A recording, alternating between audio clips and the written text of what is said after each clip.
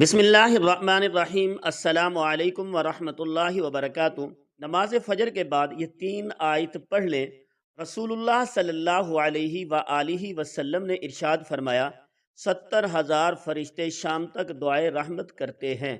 جو شخص ہر صبح نماز کے بعد یہ 3 آیت پڑھ لے۔ بسم اللہ الرحمن الرحیم قرآن مجید اللہ تعالیٰ کا آخری کلام ہے جو نبی اکرم صلی اللہ علیہ وآلہ وسلم پر نازل ہوا، اور دوسری آسمانی کتابوں کی طرح اس میں کوئی تحریف نہیں ہے۔ ہمارا ایمان ہے کہ آج بھی اسی صورت میں ہے، ہمارے پاس موجود ہے جیسے 1400 سال پہلے رسول اکرم صلی اللہ علیہ وآلہ وسلم پر نازل ہوا، اور اس میں ایک بھی زبر زیر کی تبدیلی نہیں کی گئی، کیونکہ اس کی حفاظت کا ذمہ خود اللہ تعالیٰ نے لیا ہے۔ اللہ تعالیٰ فرماتے ہیں، ہم نے یہ ذکر قرآن مجید نازل کیا ہے اور ہم ہی اس کی حفاظت کرنے والے ہیں۔ سورۃ الحجر آیت نمبر 9۔ اللہ تعالیٰ نے انسان کو اپنی بندگی کے لیے اس دنیا میں بھیجا ہے تاکہ اپنے شکر گزار اور ناشکر بندوں کا امتحان لے۔ اللہ نے انسان کی رہنمائی کے لیے رسول بھیجے اور ان کے ساتھ معجزات بھی اتارے، لیکن پچھلی قوموں نے اس سے روگردانی کی اور اللہ کے عذاب کو دعوت دی۔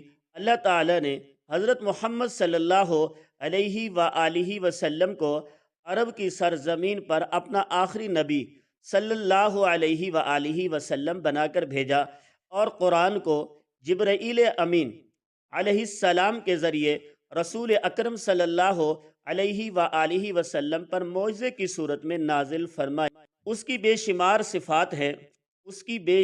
صفات ہیں جن میں سے ایک شفا بھی ہے۔ اللہ تعالیٰ نے خود قرآن مجید کو شفا قرار دیا ہے۔ یہ قرآن جو ہم نازل کر رہے ہیں مومنوں کے لیے تو سراسر شفا ہے اور رحمت ہے، اور ظالموں کا تو اس سے نقصان ہی بڑھتا ہے۔ سورت بنی اسرائیل آیت نمبر 82۔ اللہ تعالیٰ فرماتے ہیں، یہ تو ایمان والوں کے لیے ہدایت و شفا ہے۔ سورت حامیم سجدہ آیت نمبر 44۔ یہ ایمان والوں کے لیے شفا کا باعث ہے اور کفار اس کو نہیں سمجھ سکتے۔ اللہ کی رحمت بہت وسیع ہے اور ہر شخص اس کو اپنی طرف اور ہمت کے مطابق حاصل کرتا ہے۔ اللہ تعالیٰ کی رحمت کو تمام سمندروں کی گہرائی ملا کر ڈالا جائے اللہ تعالیٰ کی رحمت کو تمام سمندروں کی گہرائی ملا کر ڈالا جائے تو بھی اس کی وسعت اور گہرائی ختم نہیں ہو سکتی۔ یہ حاصل کرنے والوں پر منحصر ہے کہ وہ اس کو کیسے اور کتنا حاصل کرتے ہیں۔ اللہ تعالیٰ فرماتے ہیں، اے لوگو، تمہارے پاس تمہارے رب کی طرف سے ایک ایسی چیز آئی ہے جو نصیحت ہے، اور دلوں میں جو زنگ ہے ان کے لیے شفا ہے اور رہنمائی کرنے والی ہے، اور ایمان والوں کے لیے رحمت ہے۔ سورۃ یونس آیت نمبر 57۔ قرآن مجید ہر قلبی، روحانی، جسمانی اور نفسیاتی بیماروں کے لیے شفا ہے۔ قرآن مجید خود بیان کرتا ہے، دلوں کے روگ، حسد، کینہ، بغض، منافقت، ڈپریشن ہے، ان کے لیے شفا ہے۔ اللہ تعالیٰ کا ذکر روح کی غذا ہے اور جسم کو طاقت اور توانائی بخشتی ہے۔ اللہ تعالیٰ فرماتے ہیں، ہر قسم کے میووں سے کھا، پھر اپنے رب کی تجویز کردہ آسان راہوں پر چلان۔ پیڑ سے پینے کی چیز نکلتی ہے جس کے رنگ مختلف ہیں، اس میں لوگوں کے لیے شفا ہے، بے شک اس میں ان لوگوں کے لیے نشانی ہے جو سوچتے ہیں۔ سورۃ نحل آیت نمبر 29۔ انسان کی بیماریوں میں اس کی خوراک کا بھی عمل دخل ہوتا ہے، اس لیے اللہ تعالیٰ یہاں انسان کو جسمانی بیماریوں کا علاج بتا رہے ہیں۔ ڈرائی فروٹ توانائی کا بہترین ذریعہ ہے۔ زیر غور آیت میں اللہ تعالیٰ شہد کو شفا قرار دے رہے ہیں۔ نبی کریم صلی اللہ علیہ وآلہ وسلم نے فرمایا، شفا 3 چیزوں میں ہے: پچھنا لگوانے میں، شہد پینے میں، اور آگ سے داغنے میں، مگر میں اپنی امت کو آگ سے داغنے سے منع کرتا ہوں۔ صحیح البخاری حدیث نمبر 5680۔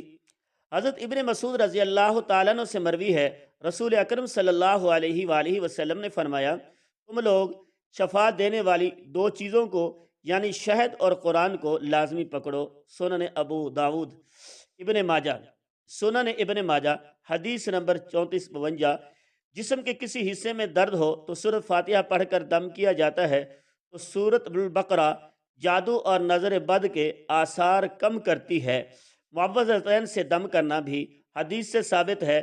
حضرت عائشہ صدیقہ رضی اللہ تعالیٰ عنہ فرماتی ہیں، نبی اکرم صلی اللہ علیہ وآلہ وسلم نے جس مرض میں وفات پائی اس میں اپنے اوپر معوذتین پڑھ کر دم کرتے تھے۔ جب آپ صلی اللہ علیہ وآلہ وسلم کو زیادہ تکلیف ہوتی ہے تو اس کو پڑھ کر دم کرتی، اور آپ صلی اللہ علیہ وسلم کے دست مبارک کو برکت کے لیے آپ صلی اللہ علیہ وسلم کے جسم مبارک پر پھیرتی۔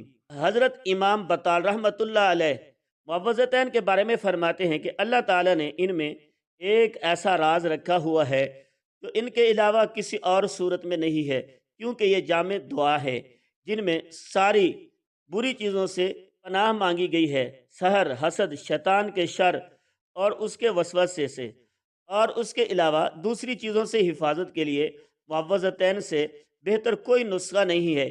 یہی وجہ ہے آپ صلی اللہ علیہ وآلہ وسلم اسی پر اتفاق کرتے ہیں۔ رسول کریم صلی اللہ علیہ وآلہ وسلم نے ارشاد فرمایا، جو شخص صبح کے وقت 3 بار اعوذ باللہ السمیع العلیم من الشیطان الرجیم کہے اور سورۃ الحشر کی آخری 3 آیت پڑھ لے تو اللہ پاک اس کے لیے 70,000 فرشتے مقرر کر دیتے ہیں جو شام تک اس کے لیے دعائے رحمت کرتے ہیں، اور اگر اس دن مرے تو شہید ہوگا، اور شام کو پڑھے تو صبح تک یہی فضیلت ہے۔ فرمایا سورۃ الفاتحہ ہر مرض کی دوا ہے، تو اس سورت کا ایک نام فاتحہ اور ایک نام سورۃ البقا، اور اس لیے کہ یہ ہر مرض کے لیے شفا ہے۔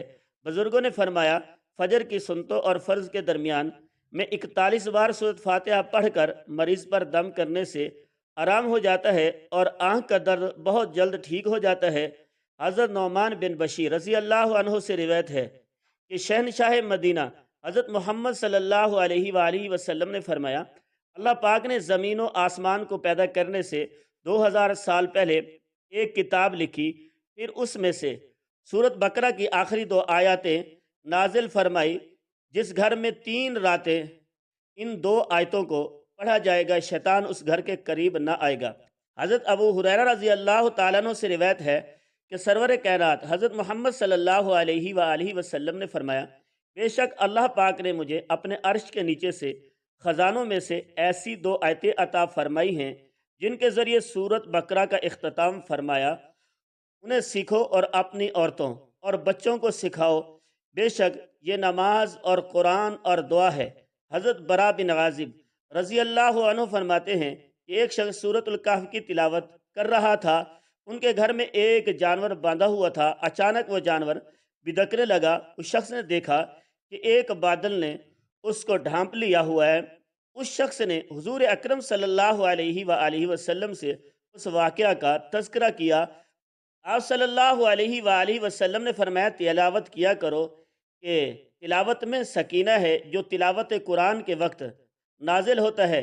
حضرت معاذ رضی اللہ تعالیٰ عنہ سے روایت ہے، رسول اللہ صلی اللہ علیہ وآلہ وسلم نے ارشاد فرمایا، جو سورۃ کہف کی اول آخر سے تلاوت کرے گا اس کے لیے سراپہ نور ہے، اور نور ہوگا جو اس کی مکمل تلاوت کرے گا اس کے لیے آسمان اور زمین کے درمیان نور ہوگا۔ حضرت ابو سعید خدری رضی اللہ تعالیٰ عنہ سے روایت ہے کہ مدینہ کے تاجدار حضرت محمد صلی اللہ علیہ وآلہ وسلم نے ارشاد فرمایا، جو جمعے کے دن سورۃ کہف پڑھے اس کے لیے 2 جمعوں کے درمیان ایک نور روشن کر دیا جاتا ہے۔ ایک روایت میں ہے جو شب جمعے کو پڑھے، جو شب جمعہ کو پڑھے، ایک روایت میں ہے جو شب جمعہ کو پڑھے اس کے اور بیت العتیق یعنی کعبۃ اللہ شریف کے درمیان ایک نور روشن کر دیا جاتا ہے۔ حضرت ابو ذر رضی اللہ تعالیٰ عنہ سے روایت ہے، نبی کریم صلی اللہ علیہ وآلہ وسلم نے فرمایا، جو سورۃ الکہف کی پہلی 10 آیتیں یاد کرے گا دجال سے محفوظ رہے گا۔ ایک اور روایت میں ہے، جو سورۃ کہف کی آخری 10 آیت یاد کرے گا دجال سے محفوظ رہے گا۔ حضور صلی اللہ علیہ وآلہ وسلم نے فرمایا، جو کسی رات میں سورۃ دخان پڑھے گا تو صبح ہونے تک 70,000 فرشتے اس کے لیے دعائیں مغفرت کرتے رہیں گے۔ رسول اللہ صلی اللہ علیہ وآلہ وسلم نے فرمایا، جو جمعے کے دن یا رات میں سورۃ دخان پڑھے گا اللہ پاک جنت میں اس کے لیے ایک گھر بنائے گا۔ حدیبیہ سے واپسی میں مکہ مکرمہ اور مدینہ منورہ کے راستوں میں سورۃ دخان کا نزول ہوا۔ جب یہ سورت نازل ہوئی تو نبی کریم صلی اللہ علیہ وآلہ وسلم نے فرمایا آج رات مجھ پر ایک ایسی صورت نازل ہوئی ہے جو مجھے دنیا کی ہر چیز سے زیادہ پیاری ہے۔ حضرت انس رضی اللہ تعالیٰ عنہ سے روایت ہے کہ رسول اللہ صلی اللہ علیہ وآلہ وسلم نے فرمایا سورت واقعہ ونگری یعنی خوشحالی کی صورت ہے، لہذا اسے پڑھو اور اپنے اولاد کو سکھاؤ۔ حضرت ابن مسعود رضی اللہ تعالیٰ عنہ مرض الموت میں مبتلا تھے۔ حضرت عثمان غنی رضی اللہ تعالیٰ عنہ ان کی عیادت کے لیے تشریف لے گئے اور ان سے فرمانے لگے اگر میں آپ کو خزانے سے کچھ عطا کر دوں تو کیسا ہے؟ انہوں نے فرمایا مجھے اس کی کوئی ضرورت نہیں ہے۔ حضرت عثمان رضی اللہ تعالیٰ عنہ نے فرمایا بعد میں آپ کے بچیوں کے کام آئے گا۔ ابن مسعود رضی اللہ تعالیٰ عنہ نے فرمایا آپ میری بچیوں کے متعلق فقر و فاقہ سے ڈرتے ہو، میں نے ان کو حکم دیا کہ وہ ہر رات سورت واقعہ پڑھا کریں۔ میں نے رسول اللہ صلی اللہ علیہ وآلہ وسلم کو یہ فرماتے ہوئے سنا کہ جو آدمی ہر رات سورت واقعہ پڑھے گا اس کے گھر میں کبھی فقر و فاقہ نہ ہوگا۔ حضرت عاقل بن برا رضی اللہ تعالیٰ عنہ سے روایت ہے کہ اللہ پاک کے پیارے رسول صلی اللہ علیہ وآلہ وسلم نے فرمایا سورہ یاسین قرآن کا دل ہے، جو اسے اللہ پاک کی رضا اور آخرت کی بہتری کے لیے پڑھے گا اس کی مغفرت کر دی جائے گی۔ حضرت ابن عباس رضی اللہ تعالیٰ عنہ سے روایت ہے کہ سرکار دو عالم صلی اللہ علیہ وآلہ وسلم نے فرمایا میری خواہش ہے کہ سورہ یاسین میری امت کے ہر انسان کے دل میں ہو۔ حضرت انس رضی اللہ تعالیٰ عنہ سے روایت ہے کہ حضور اکرم صلی اللہ علیہ وآلہ وسلم نے فرمایا جو شخص ہمیشہ ہر رات سورہ یاسین کی تلاوت کرتا رہا پھر مر گیا وہ شہید مرے گا۔ حضرت عطا بن ابو ربیعہ تابعی رحمۃ اللہ علیہ سے روایت ہے کہ شہنشاہ مدینہ حضرت محمد مصطفیٰ صلی اللہ علیہ وآلہ وسلم نے ارشاد فرمایا جو شخص دن کی ابتدا میں سورہ یاسین کی تلاوت کرے گا اس کے تمام حاجات پوری کر دی جائیں گی۔ حضرت ابو دردہ رضی اللہ عنہ سے روایت ہے حضور صلی اللہ علیہ وآلہ وسلم نے فرمایا جس مرنے والے کے پاس سورہ یاسین کی تلاوت کی جاتی ہے اللہ پاک اس پر اس کی روح قبض کرنے میں نرمی فرماتا ہے۔ حضرت ابو قلابہ رضی اللہ تعالیٰ عنہ سے روایت ہے وہ فرماتے ہیں جس نے سورہ یاسین کی تلاوت کی اس کی مغفرت ہو جائے گی، اور جس نے کھانے کے وقت اس کے کم ہونے کی حالت میں تلاوت کی تو وہ اسے کفایت کرے گا، اور جس نے کسی مرنے والے کے پاس اس کی تلاوت کی اللہ پاک اس پر موت کے وقت پر نرمی فرمائے گا، اور جس نے کسی عورت کے پاس اس کے بچے کی ولادت کی تنگی پر سورہ یاسین کی تلاوت کی اس پر آسانی ہوگی، اور جس نے اس کی تلاوت کی گویا اس نے 11 مرتبہ قرآن پاک کی تلاوت کی، اور ہر چیز کے لیے دل ہے اور قرآن کا دل سورۃ یاسین ہے۔ حضرت عائشہ صدیقہ رضی اللہ تعالیٰ عنہا سے روایت ہے کہ سرکار مدینہ صلی اللہ علیہ وآلہ وسلم نے فرمایا قرآن حکیم میں ایک صورت ہے جسے اللہ پاک کے ہاں عظیم کہا جاتا ہے، اس کے پڑھنے والوں کو اللہ پاک کے ہاں شریف کہا جاتا ہے، اس کے پڑھنے والا قیامت کے روز ربیہ اور مضر قبائل سے زائد افراد کی شفاعت کرے گا، وہ سورت سورہ یاسین ہے۔ اللہ پاک ہمیں 5 وقت نماز با جماعت ادا کرنے کی توفیق عطا فرمائیں، ہمیں روزانہ قرآن پاک کی تلاوت کرنے کی توفیق عطا فرمائیں، اور ہمیں ہر بیماری اور پریشانی سے محفوظ رکھے، آمین۔ ناظرین کمنٹ باکس میں اللہ تعالیٰ کے 99 ناموں میں سے ایک نام ضرور ٹائپ